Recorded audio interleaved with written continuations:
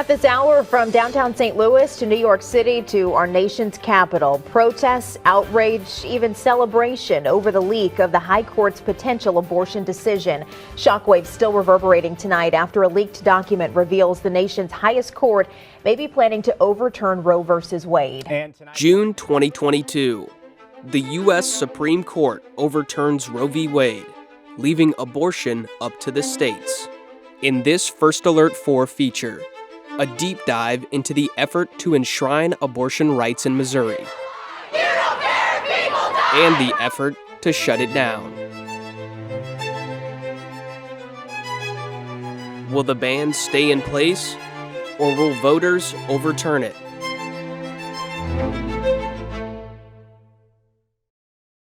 Because of the leak, right when the Dobbs decision came down, it was minutes until the state of Missouri totally banned abortion. We had banned and had a trigger in place in the event that Roe versus Wade was overturned, had a trigger in place that would make Missouri one of the first and most aggressive about protecting life in this country. State Senator Bill Eigel helped introduce a trigger law in 2019 that would ban abortion in Missouri if the federal precedent was overturned.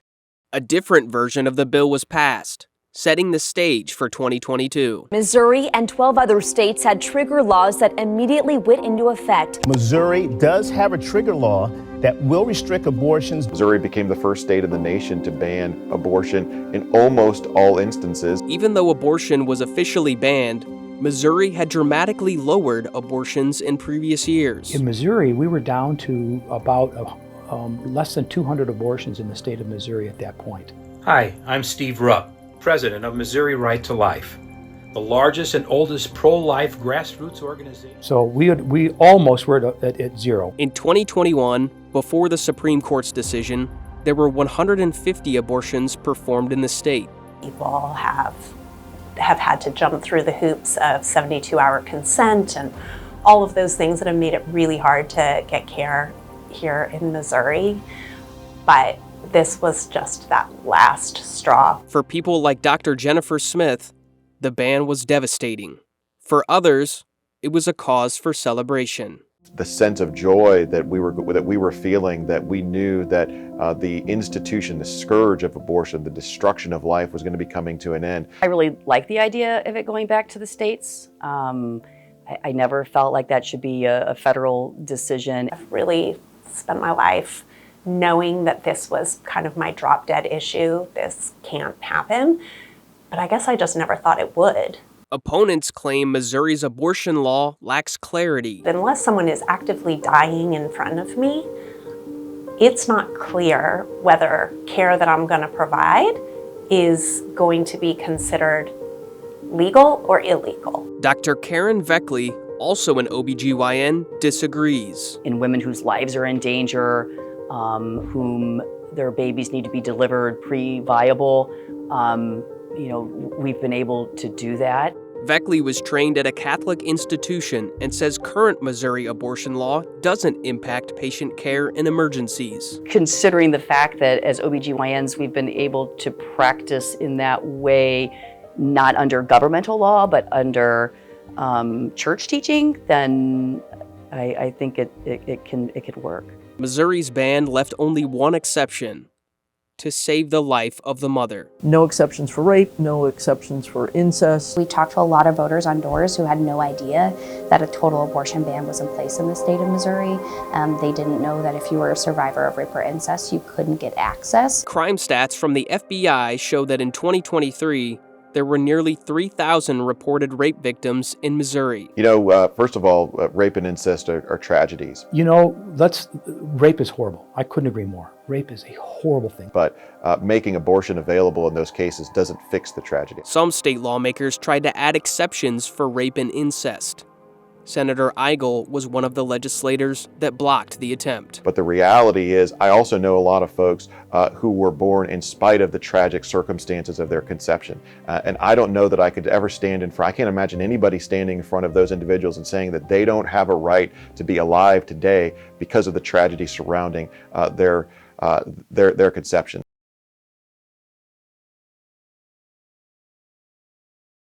A nonprofit was formed in 2023, leading the way in abortion rights activism in Missouri.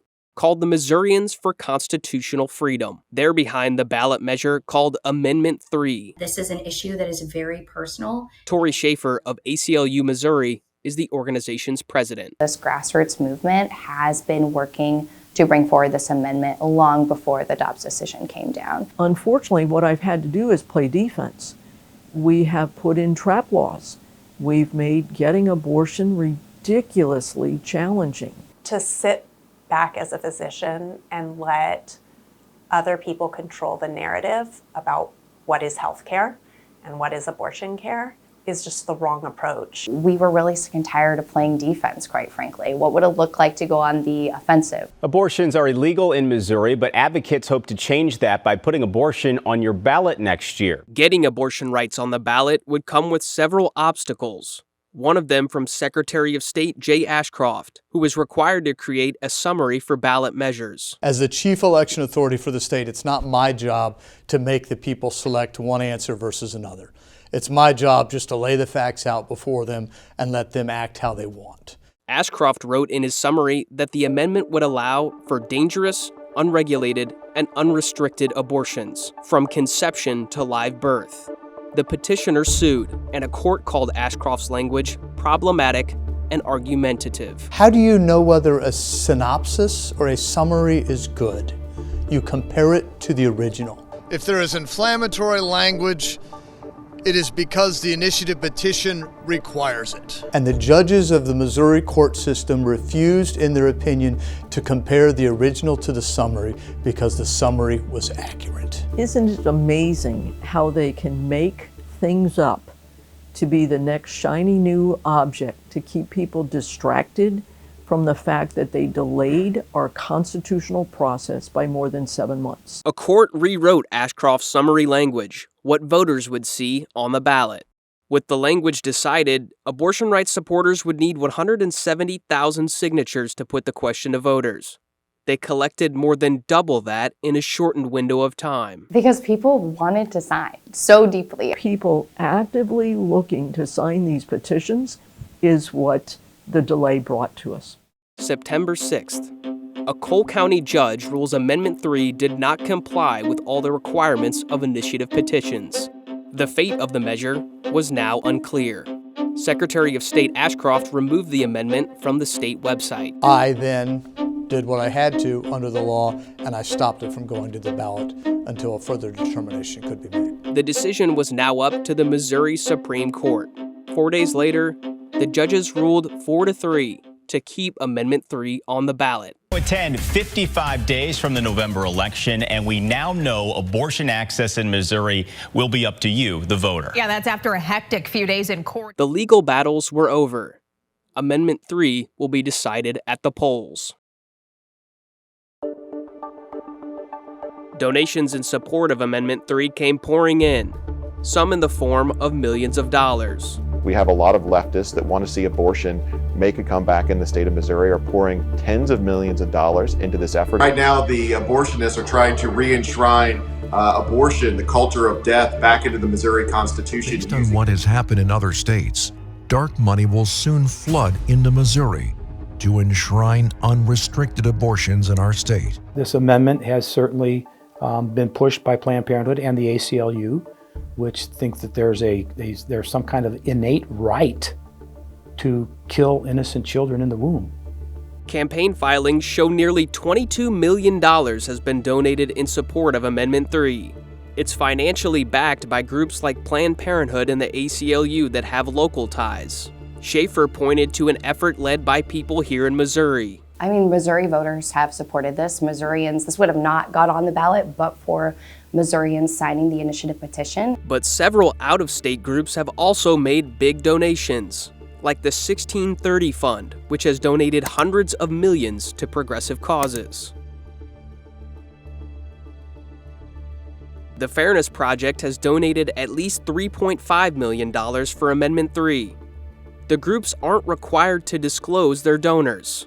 Opponents claim it's an outsized impact from outside of Missouri. There's so much money coming in that I don't know if there's a single leftist organization out there in America that isn't involved in this right now. What would you say you're up against? In a word, we're up against evil. There's no other way to put it. We're up against evil. Opposing groups are far behind in funding. Missouri Right to Life and Vote No on 3 have raised a combined $1.5 million.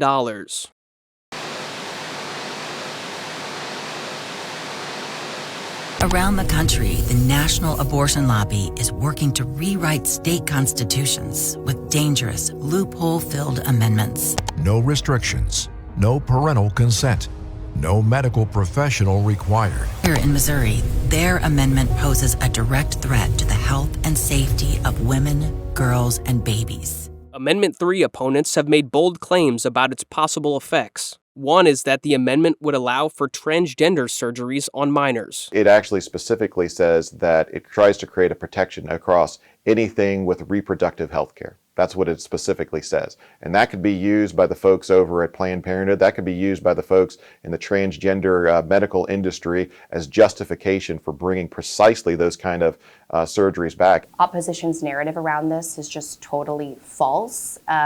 Missouri judges didn't pick up on that argument when they wrote the ballot summary language. We interviewed legal experts, including a former Missouri Supreme Court judge and 2 law professors, about opponent claims like transgender surgeries. This does not include transgender. That's a medical treatment that does not involve reproduction. I don't think it holds any water. I think it is a scare tactic that's been, that is being deployed very strategically. The abortion lobby deceptively worded their amendment to allow abortions into the 9th month of pregnancy on healthy moms and healthy babies who feel pain. It will allow for abortions up to the moment of birth. There are people out there that will take advantage of this language and prey on women who really just need help. Experts disagreed with that claim. After the fetus is viable, and that's normally about 24 weeks, there can be government regulation or even a ban. I want to know what OBGYN is terminating a perfectly normal 9-month baby. Under their amendment, safety standards for women will be erased. Opponents claim Amendment 3 would get rid of safety standards and erase current medical malpractice laws. Do you realize that under this, it says no person assisting a person in exercising a right to reproductive freedom with that person's consent shall be penalized, prosecuted, or otherwise subjected to adverse action for doing so? Did not hold doctors accountable for poor care, dangerous care. That may not have been what this amendment was designed for, but it definitely, in this language, is there. So if a doctor does something, mutilates a woman, makes it so she can never have a child again, kills a woman, he has complete immunity to that. There are no repercussions allowed whatsoever under the law. Experts also disagreed with that claim. The way I read it, at least, I don't believe that it would do anything to ordinary medical malpractice law. In our interview, Ashcroft also said anyone could perform an abortion under Amendment 3. Oh, by the way, you don't even have to be a doctor to perform an abortion under this. You don't even have to have the Boy Scout merit badge for first aid to perform an abortion under this. It's really hard for me to imagine that some of the extreme ideas that come out of, well, what this means is that anybody can do it, can perform health care. That's just not so. Their amendment removes parental consent before an abortion is performed on a minor, allowing boyfriends or even predators to pressure a girl into an abortion without her parents knowing. Under Amendment 3, if that goes into effect, our daughters, our 15, 16-year-old daughters could be getting abortion procedures without even notifying the parent. Your child can't even get their ears pierced or a tattoo, but they can have abortions. Schaefer claims the amendment wouldn't change parental consent laws. This amendment doesn't impact parental rights. One legal expert said current law would apply for parental consent. but other experts said it's unclear. There may be limitations on parental consent, similar to what was true before the Dobbs decision, but there also may not be. That is not a foregone conclusion if trap laws are going to remain in effect.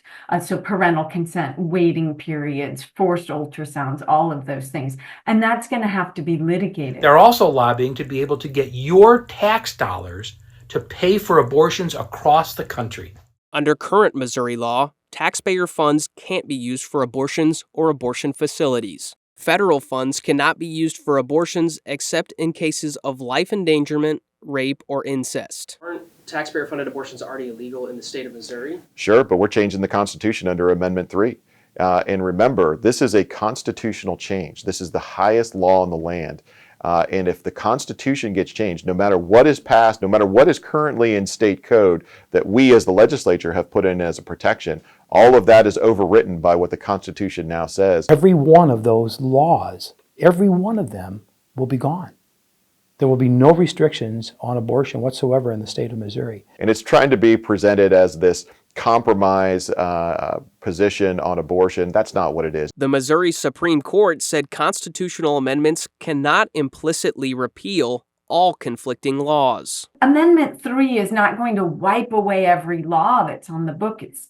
It's going to overturn parts of Missouri's abortion ban. On taxpayer funds, we also asked the amendment's supporters. Does this amendment allow for taxpayer-funded abortions in Missouri?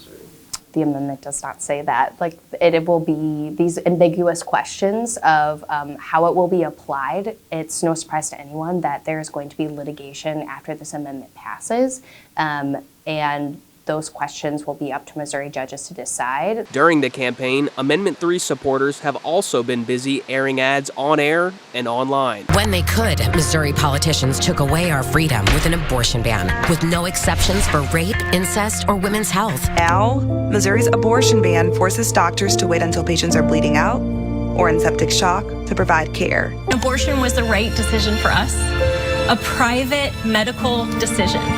Missouri's abortion ban is terrifying. There are no exceptions, and doctors can't provide care to women miscarrying.